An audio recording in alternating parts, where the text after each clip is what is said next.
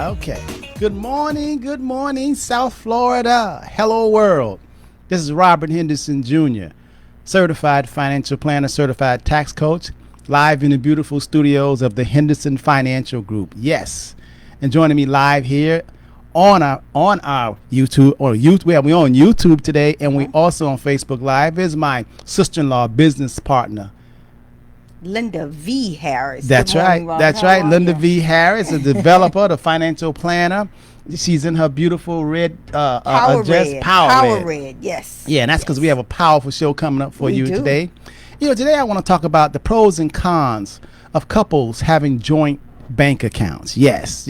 Or what I call the good old wifey account. Yeah, she like Should you have a wifey account? Yes. I have my opinion, but you go ahead. Now, I know you have your opinion. You know I do, Rob. Mind you all, I have been married to her sister, Natalie. We've been together for 36 years. And mind you all, I've been married and divorced twice. Okay. So let's just set it. Let's just set that tone, right? Yes, let's look at the end results of our both of our personalities. Now, I won't say personalities, our thought patterns, all right? All right. I've been married and with her sister for 36 years, and she's going on her third marriage. I will be going on my third marriage, yes. But none of the other two were not my fault. It's never your fault. That's Never. what everybody in jail says. It's not my fault, But listen, I think it's very important because for financial planners, it's very important. Our job is much more easier, when you choose one way or the other. And we're going to talk about that, Lynda, we've been doing financial planning for a long time. I've been doing it for over 30 years. We really love what we do at the Henderson Financial Group. We have clients all over the world. We get our clients from referrals. And we think that, we found that satisfied clients really is your best way of advertising. So we really, we do our best to put our client, matter of fact, we put our clients first. We're fiduciaries. And then once we enrich our clients, then secondly, we enrich ourselves. But we believe in the universal law that says before you can enrich yourself, you first have to enrich others. Absolutely. And that's our goal. And that's everybody here at the Henderson Financial Group. And when in the Henderson Financial Group, we do an array of financial planning, whether you want to get a business, whether you want to do investments, whether it's talking about estate planning, whether it's college planning. We're really big on retirement planning. And our goal is to, and also real estate. We do a lot of real estate also. And Lynda is really taking the ball and running with this whole development building. Because right now, we find a lot of times it's cheaper to build, but you have to know what you're doing. And you have to have someone very trustworthy and a team player to go along that journey with you, because being a developer and building can be excruciating, can be really tough, and it has to be a lot of trust in there, and you have to be on the same page, right, Lynda? Absolutely. And you can really make money, but you can lose money as well. Yes. Yeah. We found that 1 out of 6 couples have separate bank accounts. What do you think about that, Lynda? I actually thought it would be higher, Robert. I thought it would be half. I just firmly believe in his account, her account, and a joint household account. So, and that's not a bad thing. But I'm surprised it's only 1 in 6 couples. Personally, yeah, I thought it would be more. No, I didn't. I thought, I was surprised it was 1 in 6. I thought maybe it would have been 1 in 10. That's because from my point of view. And that's because of my point of view. And that's right. And that's because I've been married with your sister. We've been together 36 years. And that's because I've been independent and and I handle my business and I keep a wifey account. So why don't we talk about the pros first of all? Let's talk about the pros and why I strongly, even though you're free to do, and a lot of you all have, like Lynda said, your separate accounts. But let's see what it promotes. Okay. So when the pros of having a joint account, to me, it really promotes inclusive. It's transparency. That's true. That's very true. And you feel like that. And for me, I feel like when you say I do, because you don't really have to say I do, but when you say I do, you become as one. Mentally, I'm not physically, but mentally you become as one. My money is your money. We're living in this house. It's not your light bill, it's our light bill. You know, I can't depend on, I mean, if I'm telling you you have to pay the light bill, and if you don't pay it, I'm not going to pay it, and the light's going to be off. So having a joint account, it really helps me just to see the whole big picture, and I can look at a glance to find out exactly what's going on financially. So I would never hide my wifey account. I would never hide it, because then that's a whole nother problem. If you don't feel you can tell your partner that I have a separate account.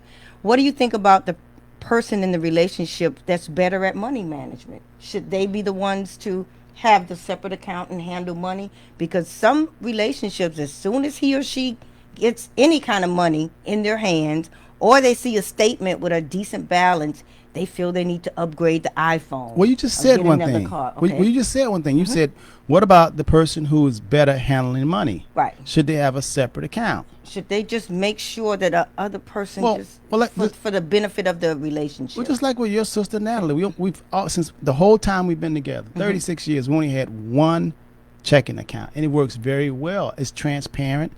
I can go, especially electronically now. I can look in there online. Frugal. My sister's great with money, but for those that everything else, he checks the box for me. But as soon as he sees that we have a balance in the account, he needs something new.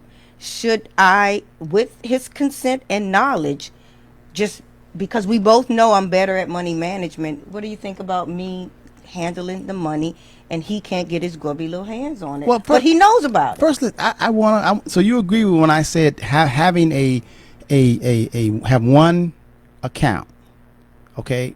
The pros of it, because I can be at my office. Okay. I can go online. I can see how much and when Natalie, your sister, went to Costco. Or get an alert very often. No, I don't get an alert. You don't get an alert? No. If I have to get an alert, I don't need to be with you. How often do you check? Probably when it comes to my thoughts. Okay. Or if I'm looking at, an account, if I paid something with my card, my debit card, I want to make sure that they didn't bill me twice. Gotcha. I'll look at that. Gotcha. Or if I was at a restaurant or something, and then the next day I would go and I would look to see exactly that add a big tip on it. Right. And I want to always look from time to time to make sure that there is no theft and abuse on my card. Absolutely. That has happened often. Absolutely. I've said, who is this? All these Ubers. I'm here in my office and someone's in California Ubering. Or someone's, sending flowers in New York. These things have happened. Okay. And I've actually looked online at my account and I disputed it, But what happens is when you have that one account, it gives you clarity and you can look at a glance. You can see what's happening. It's pretty much like, and I'll speak in metaphorically, it's pretty much like you're a coach of your team. Okay. And you want to be able to look at the playbook. Okay. And you want to look and see what the players are doing, the offense, the defense, because you're the head coach. And usually when you have assistant coaches, they'll look together and see any mistakes, any opportunities, and they'll prepare for the fight, the upcoming game. And the game that they just lost or won, they still want to review the film and look at it together. Okay. But if you have your own information separate from my information, it makes it harder. That's what I think. And that's, and for financial planners, when we sit down with clients, if we can look at one playbook and say, okay, this is your strategy. We see exactly where you are now, where you want to go. We need to move the ball. So then I can look and say, okay, this is what we're doing wrong. We're paying too much for this. Okay. We can get a better return if we move the money here. Okay. See, so the pros of having one joint account when a couple or a married person is you get more clarity. You can plan better. Now, the cons is it, I think when you have independent accounts, okay, when you have your account, I have my account, then I think it promotes this sort of autonomous relationship. I vehemently disagree. Okay, well, first of all, let's let that word, that's the word of the day, autonomy. Since she says she agreed, let that be the word of today, autonomy. What does that mean? That means independent, free. Now, if I'm going to marry you, I need to know exactly how much is in your, not saying I need to touch it, but as one camp, one team, I want to make sure to find out where we are in the status. Are we in first, second, third place? I want to know how much we need to accumulate as a team to death do we part, hopefully. Right. Okay, I want to know that. But if I don't know what's in your coffers, if I don't really know because you are autonomous, independent, free, so to speak. That's a bad word. No, I mean, when it comes to my money and my love, I want to make sure that I can trust you and I'm with you. So, again, I do not agree with hiding your separate account. He should know or she should know, sweetie, this is for the benefit of us. So we have a household account, but we're going to also have an account that we don't touch. That's for our future. That's for our investment. We need to, because I know you're not as good with money as I am. So you sit down and you talk to your spouse and you tell them, this account I'm going to manage because I'm better at it than you are. And you don't hide it from them. And I don't think there's anything wrong with having separate accounts with each person's knowledge. I didn't say something was wrong with it. Today we're talking about... And when you say it promotes autonomy and independence as if that's bad, sometimes that's good. So you're not a victim of financial abuse. Not to say you will be. We all want, in the beginning, that's your boo thing. You want to do, y'all going to be together forever. But my two marriages, I learned I need to have my own account. Of course, I'm not going to hide it. Let me ask you a question. Yes, sir. In your two marriages, yes, sir, did you know exactly, and did they know exactly how much you had in assets, and did you know exactly what they had in assets? True or false? I didn't know. Okay, I want to know. Say it a little louder. I didn't know. Oh no, I can't hear you. I don't know. You did know or did not, or what? Did you or did you not know in your other two marriages what your other significant other spouse, how much they had and their finances? I didn't know down to the penny. I don't understand. I did not know. Well, you got to say that. You keep saying I didn't, and I don't know what that not or do. Did you not know? Yes or no? I feel like I'm on a jury stand. Yeah, because I have to question you like that. Your Honor, she's leading the court. I mean, it's a fact. He didn't know what I had, right? In assets and liquid or hard assets, and vice versa. We discussed it. We knew we each had assets. Let's stop right there. So let's stop right. I feel like you manipulating my statement. Oh, you feel like you're losing. It wasn't like we were. I feel like you're losing. You want to call recess. You want to call recess. The guy you talking to, the guy with 36 years marriage. You talking to someone. Okay, go ahead, make your point. Well, we meet people where they are, and where I was with my last two husbands was that it was, we both bought, especially the second one, assets into the relationship. Okay. And so we sort of knew what each other had. We each had family members. We each know we wanted to leave it with whoever. So we kept it separate. Yeah, but listen, that's fine. But what I'm trying to say, you can keep it separate if that's your prerogative, if that makes you feel autonomous. But what it does also, it promotes a sort of secrecy. It promotes like this is mine and that is yours, and that's not clear. And you always want to feel clear, and you want to have transparency. There's a lot of people, believe it or not, people that go to church, people that say they got great marriages. There's a lot of financial infidelity that has taken place. I agree. You know that? I agree. Now what is financial infidelity? Not saying that that you have to go out and cheat infidelity, but we're talking about financial infidelity. A lot of couples are hiding money. They're not letting the other person know how much their credit card and their debt is. They're accumulating assets that they don't want the other one to know. That's in a that I wouldn't promote. Yeah, but Lynda, when you are independent, when you have your own, and they don't know exactly what you have, you automatically promoting that. Well, here's the reality. 66% of marriages are second or third marriages. If I come in with my quarter and you come in with your dime, we can still hook up. But I have to keep my assets. I work too hard for them. No one's saying about you not keeping your assets. If you come in and you're a millionaire, and I work at McDonald's, and you just love the way I make you feel and the things I do to you. Love the way you make them fries. Okay, I mean, you love that. Then, there's a reason why you chose me to marry me, because first of all, You value the way I make you feel, and, Okay. and the way I make those fries. Okay. And I certainly value that you're not That I'm a that you're a millionaire. millionaire, along with other But you're things. not saying we should merge assets. No, I'm not Okay, saying that. okay, I'm that's saying clear. that at least you need to.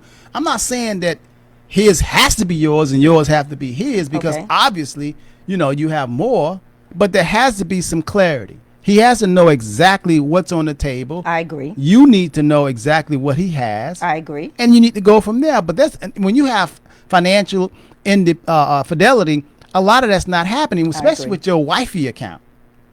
Again, I don't promote hiding the wifey account. If you gotta hide it, you got a whole nother problem. Yes. What is wrong with saying, sweetie, we got your account, my account, household? And if I say, hey, how much you have, and you say, well, I want to tell you how much I have saved.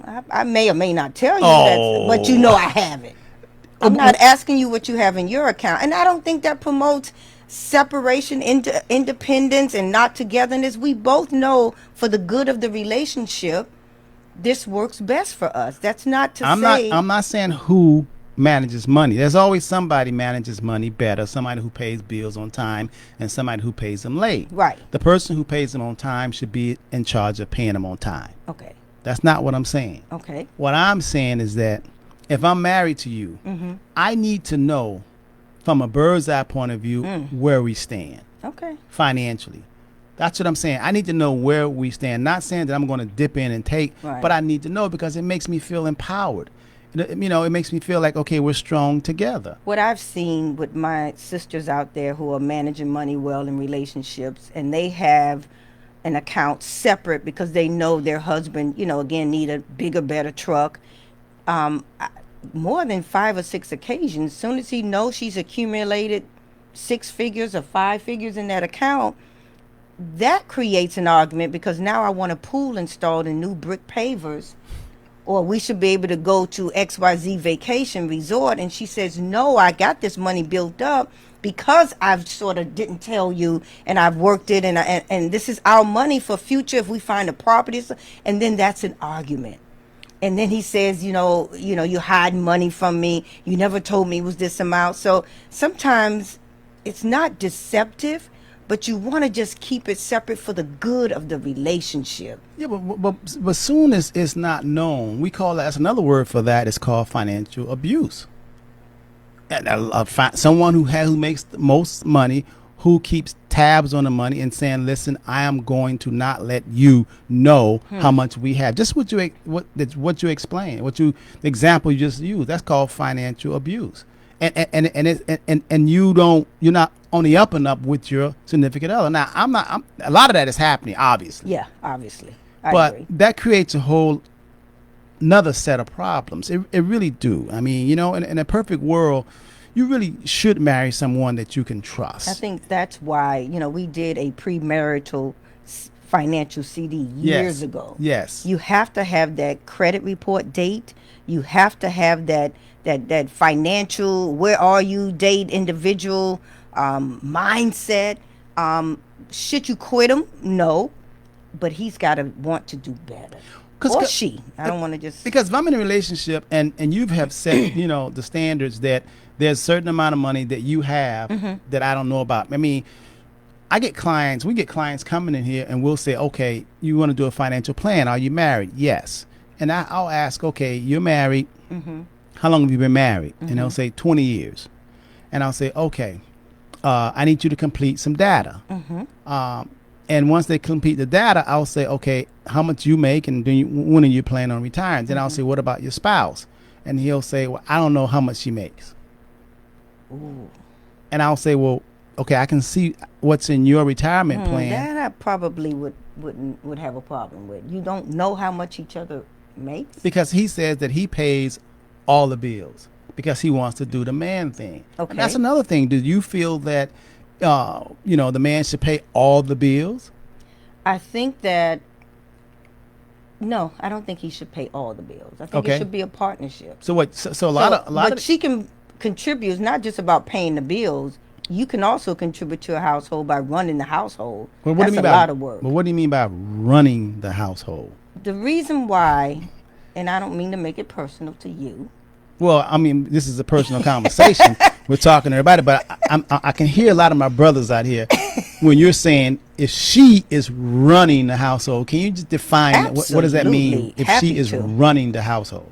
I submit to you that the reason why you're so successful, okay, and your mind is free to create and think, okay, and invent and reinvent new things for the company, okay, is because when you go home to your kingdom, okay, there's peace, there's tranquility, there's hot food. Leave your daddy alone for a minute. There's a hot bath running for you.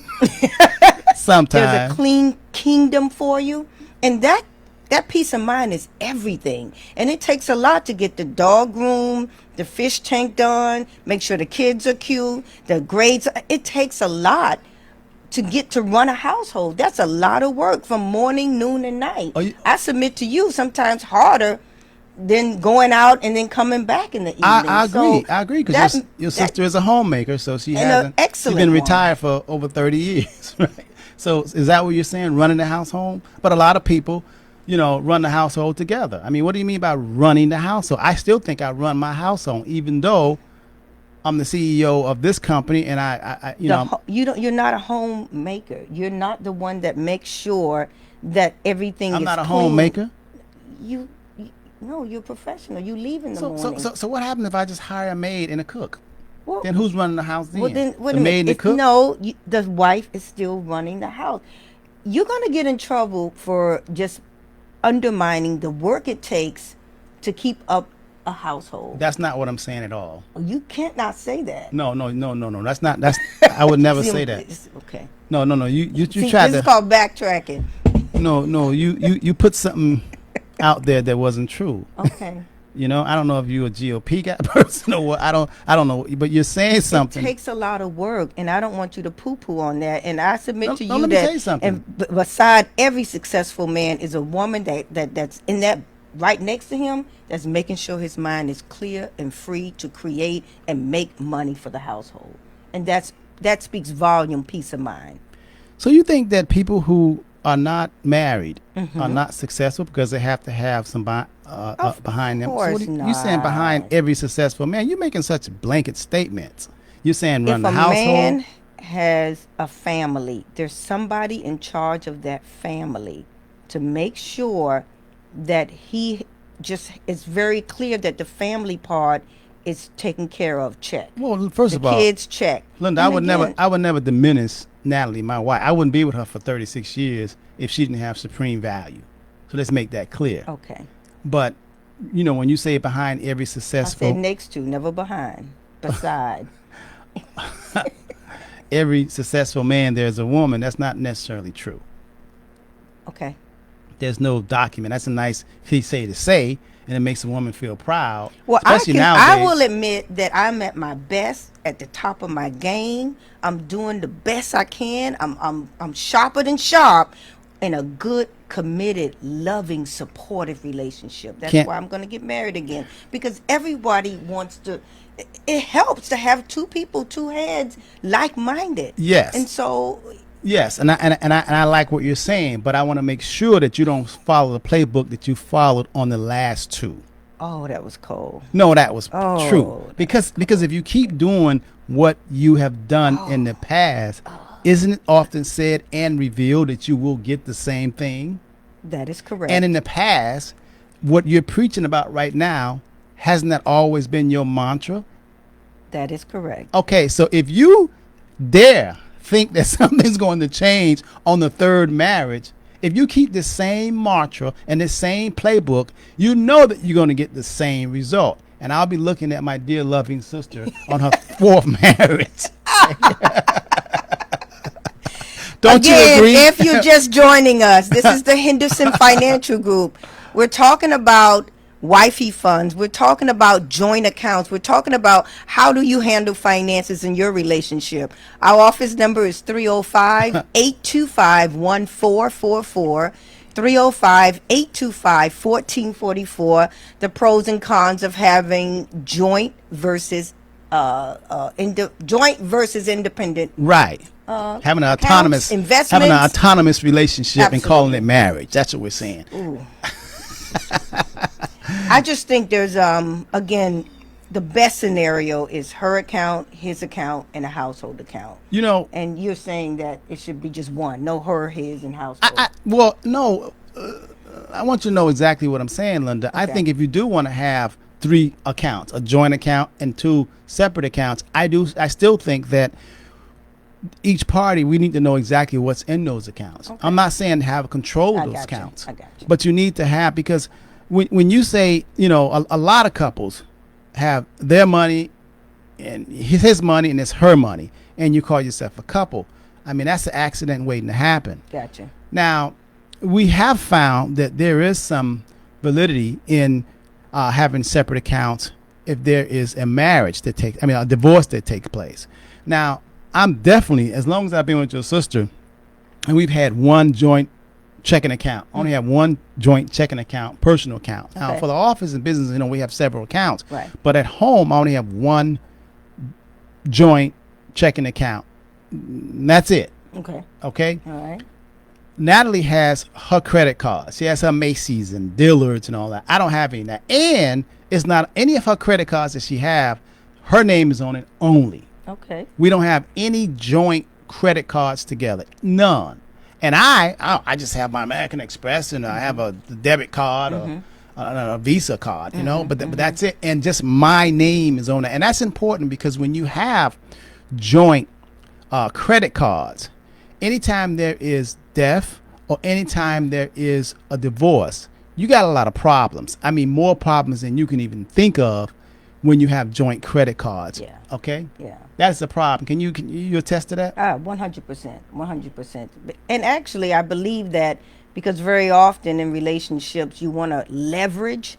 And so if I have debts in my name, he has debts in his name, maybe he'll go out and buy something, make an investment, buy a piece of property, and then my debts are not on Right. his credit. You follow me? Right. And so you're leveraging the relationship. Tell you what, you go out and you put the car in your name so that I can free up, you know, my debt to income ratio over here. So I believe that's a way to do it as well, and not have both of y'all tied up in that car payment And liability. credit card and liability. Right. Absolutely. Because when you get if a divorce occurs, then everything that's together, then it says that you all definitely going to split everything because you've been running a house as joint. So some people like to keep it separate. So I just married you. You have your stuff. I have my stuff. If it doesn't work, then you can't get any of my stuff because we never joined them together. A lot of times that don't hold up in court. Okay? A lot of times it doesn't. Well, I also see the scenario, Robert, where one individual is making way more, double sometimes, maybe 30-40% more than the other. Everything is great until he or she doesn't fall in line or do what that other person say. Well, that's called financial abuse. Absolutely. They start withholding Financial abuse. the finance. And so he or she feels trapped, and knowing that you're not happy, but you just can't afford to maintain that relationship.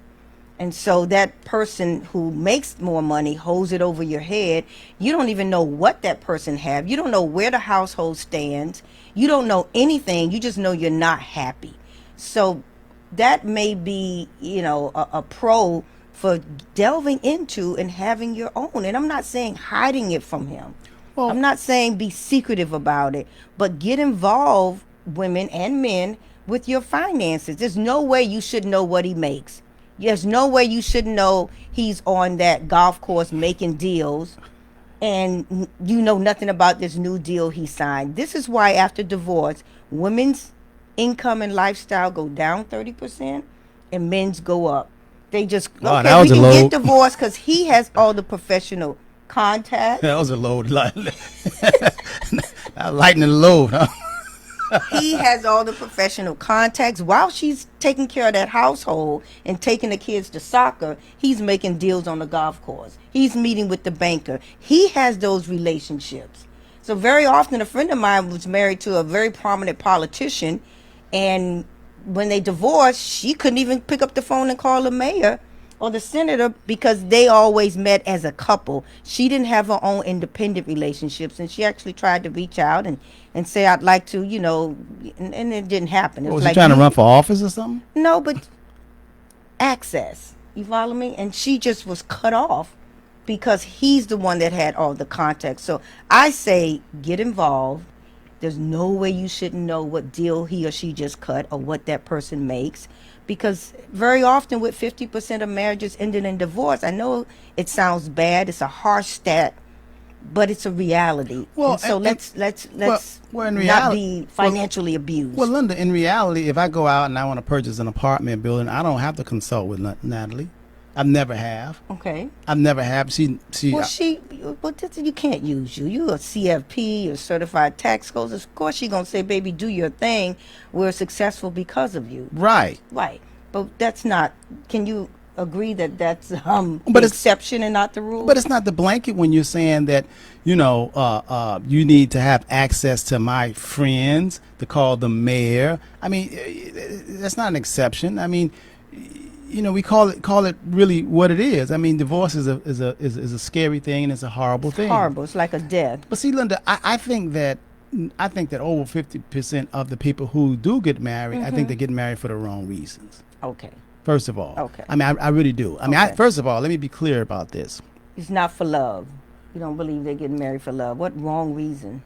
Well, first of all, when you say not for love, let me give you my philosophy on the word love. Okay. Let you all know.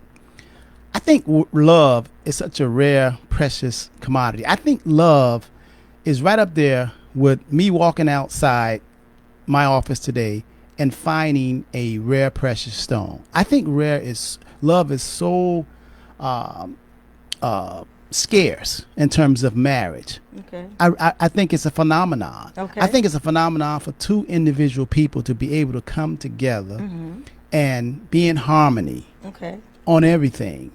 I think that's a phenomenon. If you can do that, you're blessed. And that I think that has come from the Creator, because we are all different people. I used to say man and woman to be in love and to stay together for a long time was a phenomenon. I think it's very tough. I think, like I said, it's rare. It's like bling bling. I mean, it's as rare as going outside, looking on the ground and finding a precious jewel. It really, really is. Now, I think what we do is, for society, we make it and we say we're in love, and we say we want to be with someone, because we say that because it's fashionable to be in love or be with a couple. But let me tell you something. It's easier said than done, because all of us have different fingerprints. Right.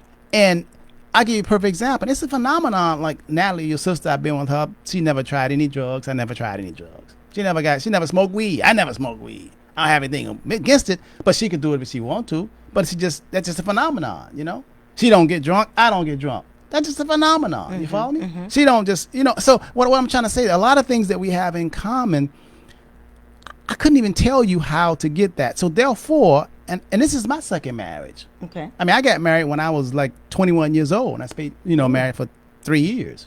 My first wife, and it was a disaster, We friends now, but we it just, the harmony wasn't there. So what I'm trying to say is that most people, a lot of times now, they get married because you're an accountant, I'm a CFP.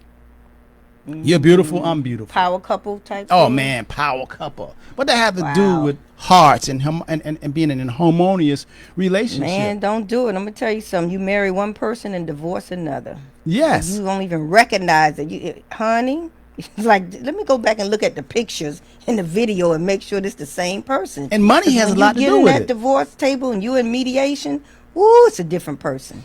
And look at your pictures, baby. Well, you're a pro at it. But look, Lynda, think about it. They say 85% of marriages end because of finance, money. Yeah. Now, that really shouldn't be. If you really love, it shouldn't be like that, Well, this is why you got to talk about money and try to have that premarital date and try to sit down and find out where he is financially. He may come from a family that's always in hustle mode. That always what do you mean that's always in hustle mode? The water about to be shut off. You gotta pay it. Let's collect money. Oh, he's used to that. He's used to that. That's his life. He about that life. And then she may be from a family that pays everything the first of the month. You follow me? But they look good together. And he make her feel good. And he makes her feel good. And women, especially nowadays, woo, Lord, they big on how you make me feel. Yeah, you're right. You're Yes. right. But you cannot ignore when the blitz is over. You cannot ignore, and you really got to delve down into what's his relationship with money.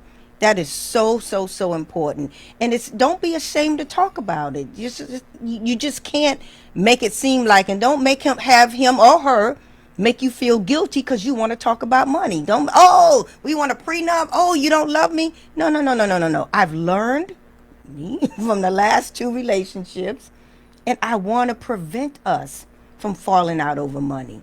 So let's have this conversation, and let's have a real honest conversation. Mm. You know? So, I think that's important, but I think that the problem is because a lot of things, like I said, the pros and cons of having a joint bank account. The pros, I really like the pros. The cons, I mean, not so much. I mean, I guess the bad part would be, is because is promoting I'm independent, this is mine, it's not yours. And I just feel that if I'm going to marry you, it's ours together. Otherwise, I won't marry you. Being independent, it's about the fifth time you said that, and it's every time you say it, I cringe. The word independent is not a dirty word. No, it's not. We all independent, and we come together to be interdependent. As much as we like to say those vows as one, we will never be as one. No, hold on. You are you and I am me. That's a myth to say we're just going to meld into one. But we can have a discussion. That's what I'm talking about. We can sit down and have an honest discussion. What do you mean by we'll never money. be as one? I'm not talking about physically. What do you mean we'll never be as one? You're not submitting that you want her to think like you and we all as one. I didn't say that. And we're going to do the same thing and like the same food and like the same movies. I didn't say that. We're still separate, but we can have a real honest conversation about money. And if I come into a relationship as an independent woman that I am, that's not a dirty word. But it may take a hell of a man to handle it, but it's not a dirty word. Well, I just don't want to be on number 10 with you, but I'm trying to help you, sister-in-law. but this. See, when you're saying that you cringe when I say independent. First of all, we're all independent. Each of the creator gave all of us all 7 billion people on the planet. We all have different fingerprints. That's a phenomenon. Okay. Done. So you understand? I'm not saying that we're one as. It's okay for her to be a Democrat and you a Republican or vice versa. We're not going to make each other like the same thing. Right. We cannot be one like that. Right. I mean, I'm a chip person. I like potato chips. Okay. Your sister's a cookie person. Okay. I don't really care about cookies.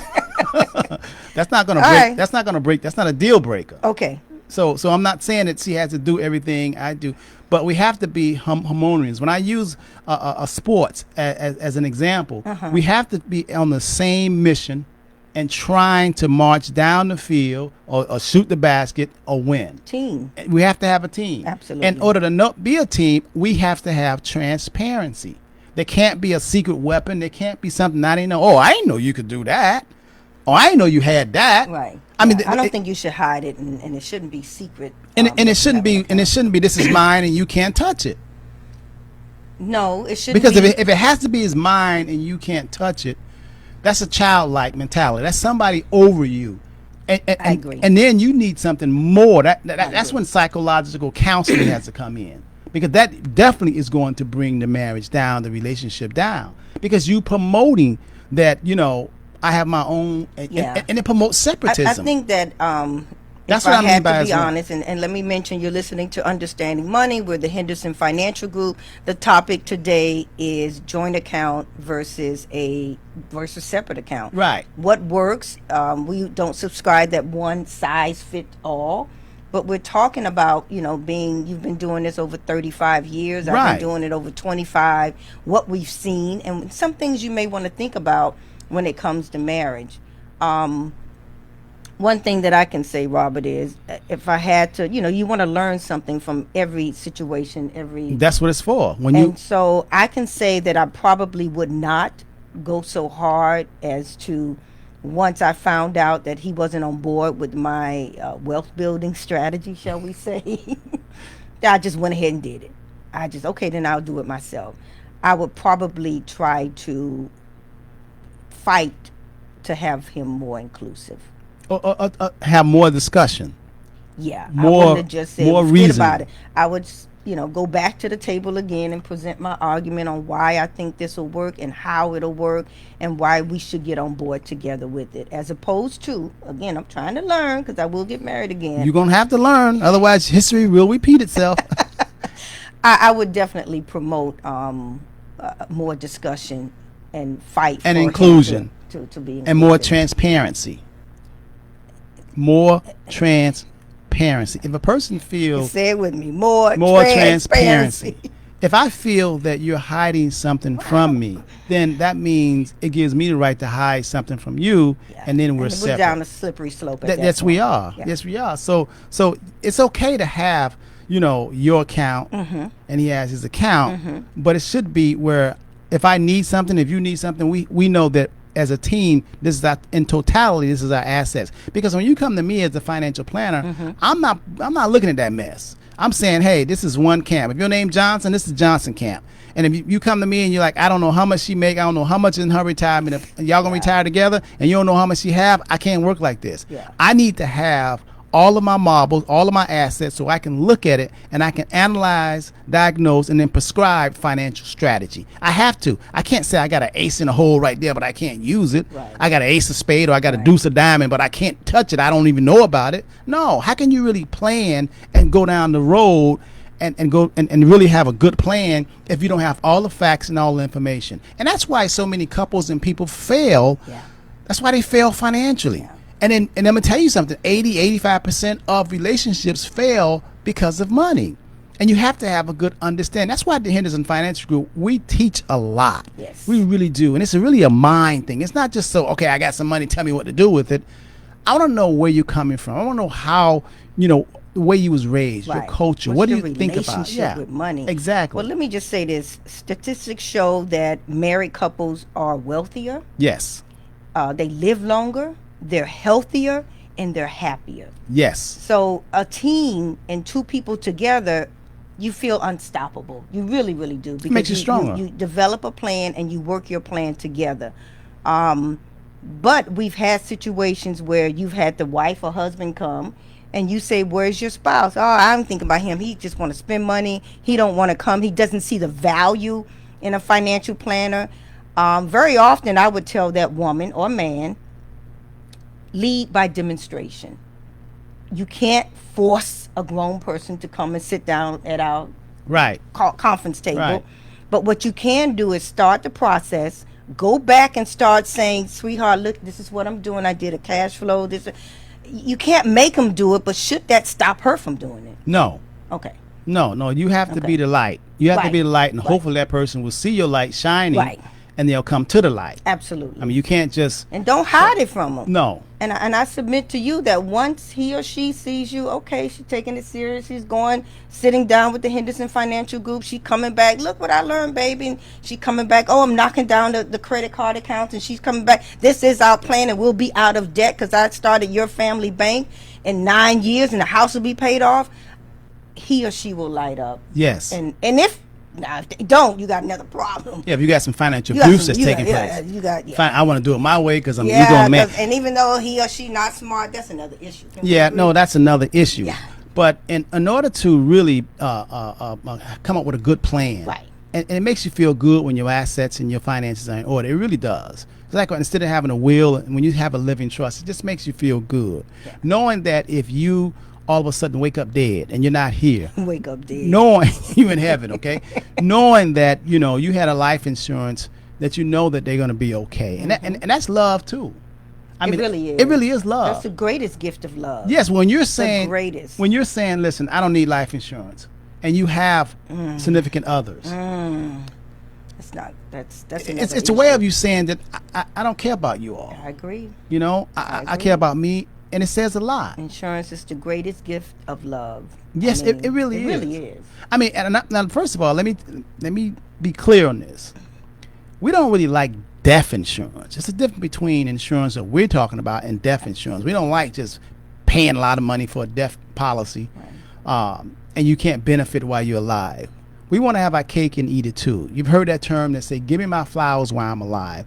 we like them type of insurance policy where you can put money in, and if all of a sudden you wake up dead, it benefits. Your loved ones get tax free more than what you put in, because if you put in $1,000, if something happens to you all of a sudden, then you get $100,000 or $200,000. So we like that, but we don't like just paying for something that we can only benefit if we die.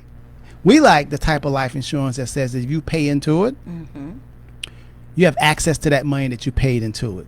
You can use it now. You can use it now to pay off debt. You can use it now. There's money, and you still keep the life insurance. That's the type of life insurance we like. We like that New Jack life insurance. We don't like the life insurance that your mama and your grandmama used to have. We don't like that. And that makes people depressed. Like, I'm paying. Right now, I need my money to live right now. But I'm putting all my money on something, and when I die, now I can't live because I got to pay that? No. I mean, we do that in auto insurance. And you all seem to be okay with that auto insurance. And you're protecting something that is depreciating. A lot of people have full coverage on a 2004 automobile. Yeah. Full coverage. Here it is 2020, and you got a 2004 Lincoln, and you got full coverage. You're paying the same premium on that auto insurance as you paid when it was brand new in 2004. You ought to know if something happens to you now in 2020, they're not going to get you a new car.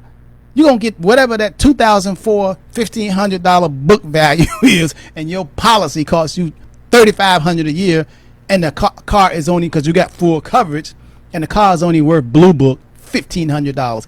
We see a lot of that. We do, and that's why I think we're so different at the Henderson Financial Group. It's our job to think about things maybe you don't think about. Yes. You know what I mean? We often do that, and we find the money, so to speak, so you can work your plan, come up with a plan, get you from where you are right now to where you want to be. Phone number 305-825-1444. We absolutely love what we do, and these are things we deal with every single day when you come to us. And right. We take a look, like you like to say, a bird's eye view at your whole financial scenario, and we want to just make sure you get there, whether it's with a joint account or with separate accounts. But we want you to be inclusive. We want you to be a team. If you are calling yourself a couple, whether you man on man, a woman on woman, or a heterosexual man, and we don't discriminate. When you come to us, we're going to treat your situation like it's our situation. All information that we have, all the experience that we have, we get your case. It's like, okay, now how do we make this better? So, and that's why we're fiduciaries, because we put ourselves in your position and say, okay, if it was me and I'm facing foreclosure and I have this and I have limited money, okay, what I have to do, I have to look at a budget and start cutting back some things I don't really need. And that's how we work it from the ground up. Absolutely. And that's how we do the plan. And we'll touch on that auto insurance that you've been paying because you love State Farm so much, or Allstate. I'm not trying to, but sometimes you're paying for the name and the brand.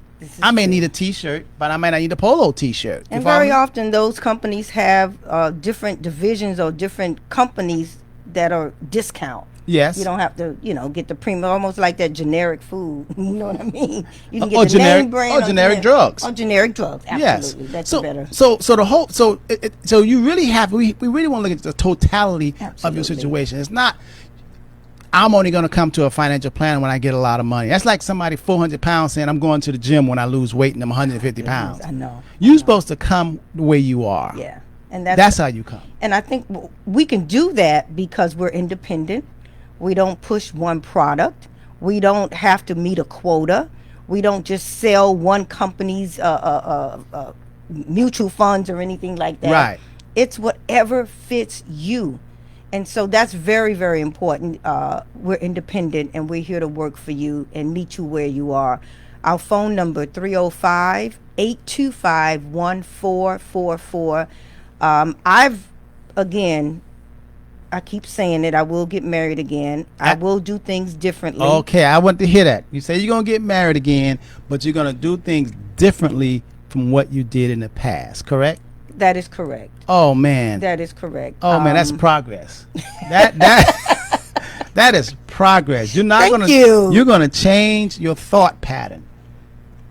You're going to change the way you viewed and your thought pattern with money and finance. I am. Yes. I think, again, I would fight for to be more inclusive, and I wouldn't be so quick to run off and do my independent thing.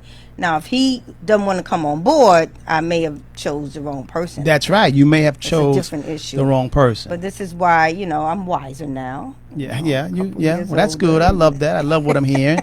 I love what she's changed. In order to get a different result, you got to change some things. I'll run them by you first. How's that? You sit down and talk to him financially.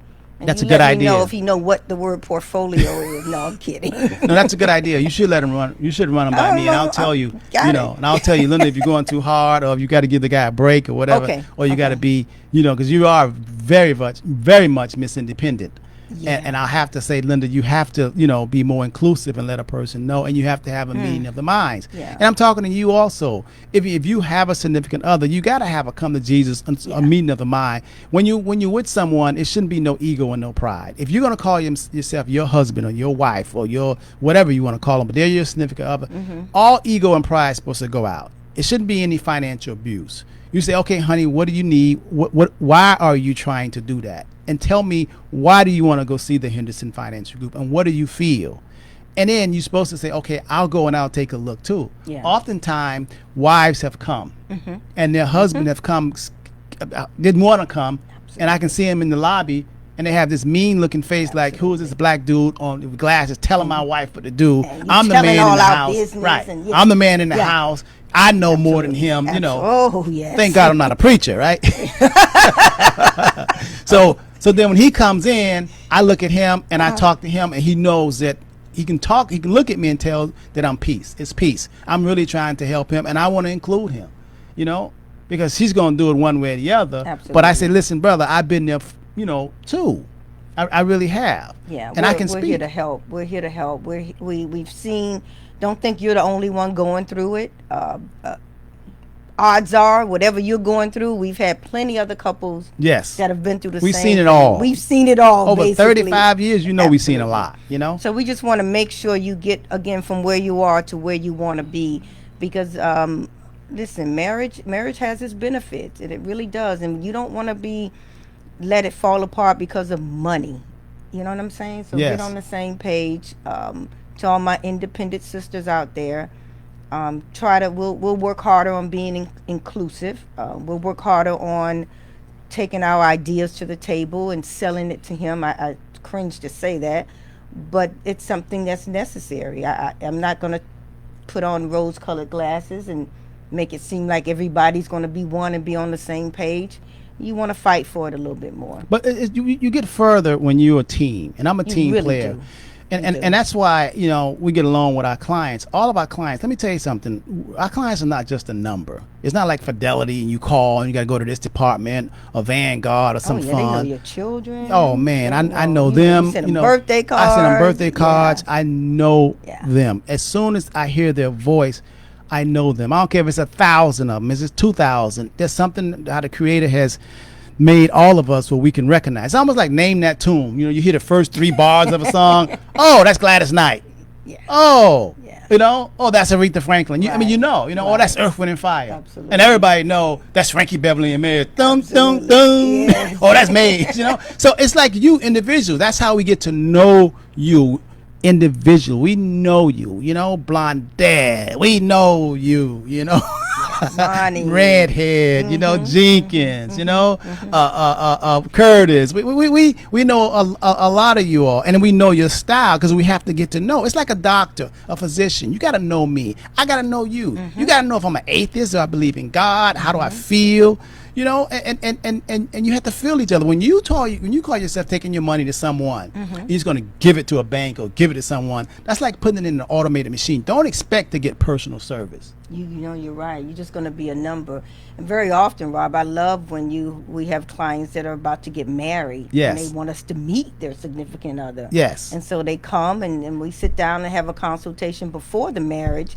And maybe talk them down from that $80,000 wedding to maybe something less, and talk about, well, what do you think about putting it there? So that gives our client who's bringing in this new man or woman. Yes. And again, it's sort of like a premarital financial date as well. Yes. Right? Well, we tell a client, listen, you got 3 rental properties. You don't have to put impact windows on all 3 rental properties. That's going to cost a lot of money.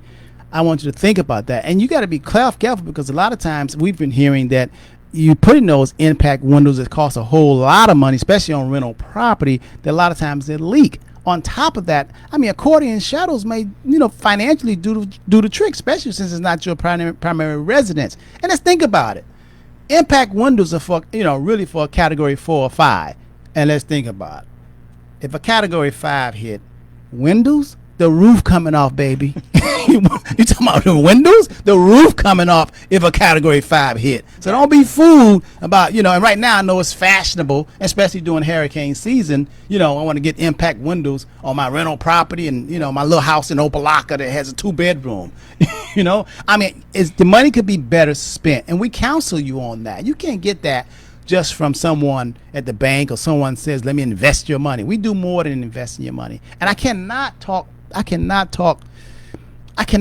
talking about this plan that we have called Your Family Bank, where you can actually use your money twice, pay off student loans, pay your house off in 9 years or less. I don't care if you just got the house, if it's brand new. Right. We can show you how to save and pay that house off in 9 years or less and still have the money. Have your cake and eat, using your money twice. You never heard of anything like that. But give us a call on Monday, 305-825-1444, and we'll tell you about that plan. You're going to love it. Plus, it's backed by an insurance company, so the more money you save, the more life insurance they automatically put on you. It's a fantastic plan, isn't it? Yeah, it really, really is. I think that you owe it to yourself. You won't be sorry.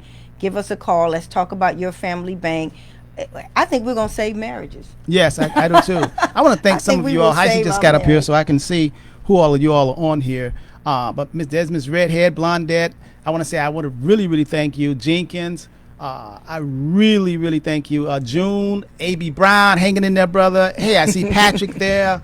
I see Owens, Erica. I see this Henderson there. I see Durham there. I see, Damian Nelson hanging in there. I see my son, Robert Henderson, the third there. Okay, So, Miss Vickers.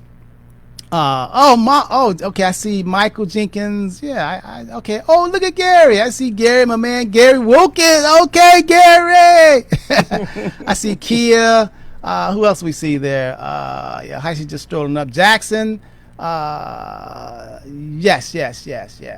LaKendra, Pamela Sylvain, Nathanielville. Okay, I see that. I see ya. And Curtis K there. Michael Jenkins. Who is that? God is Alicia. It's a lot of people here that's on here. Oh, Bob McCray. There go the cuz from Texas. There go the P. I see P in there too. Didn't Lynda learn something? I'm so glad I got her to change her thought, because you can, if you want to do something different and get a different result, we know you have to do what, Lawrence Moore? You have to get a new thought, right? Amen. Regina Trotter. I mean, hey man, I'm really loving you all here.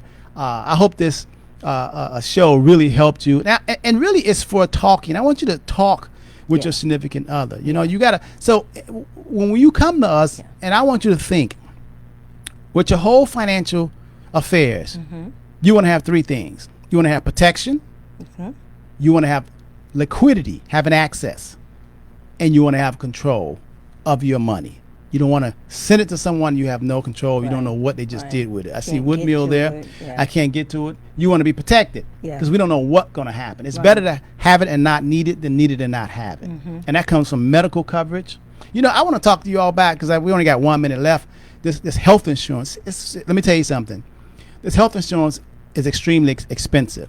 And a lot of people don't want to retire because they need health insurance. But I want you to start looking at some of these other health plans that, like I have, MediShare. They have so many of these share plans, these Christian share plans that work fabulous. We'll talk about that next time, all right? Absolutely. Listen, Miss Eubanks is here also. I see that. Same time? Same time. Hyacinth, Tavares, they're coming up at 9:15. Probably next week I'm gonna join them and jump in and be a third wheel with Hyacinth. Probably next week I'm gonna jump in with them and then run my mouth to two. Hyacinth's birthday was just yesterday. She's 39 years old. She don't care if I tell her age. She looks younger. Right? She's been with me for 18 years. Tavares been here a little over 3 years, but he's been here for 20 years. Absolutely. He's so sharp. They're gonna be on at 9:15. I want you to keep it locked. Stay tuned to the Henderson Financial Group Facebook. They're gonna bring you more information. And Lynda, how's the development going? Going great. Yeah? Going absolutely fantastic. Building Did more? a great interview on Channel 6 yesterday. I saw that. That was amazing. Oh, man, you were so It good. is Black Business Month. It and is? So it is. Oh, Yes. it's Black Business Month? Yeah. It's Black Business every day for me. I know. Not just a month, but the next month, next month. I know. But on the books, it's Black Business Month. So that was a great August interview. is? Yes. Oh, I didn't know that. Yes. We'll see Okay. you next week, 305-825-1444. Again, we're the Henderson Financial Group. Have a great weekend. Love you.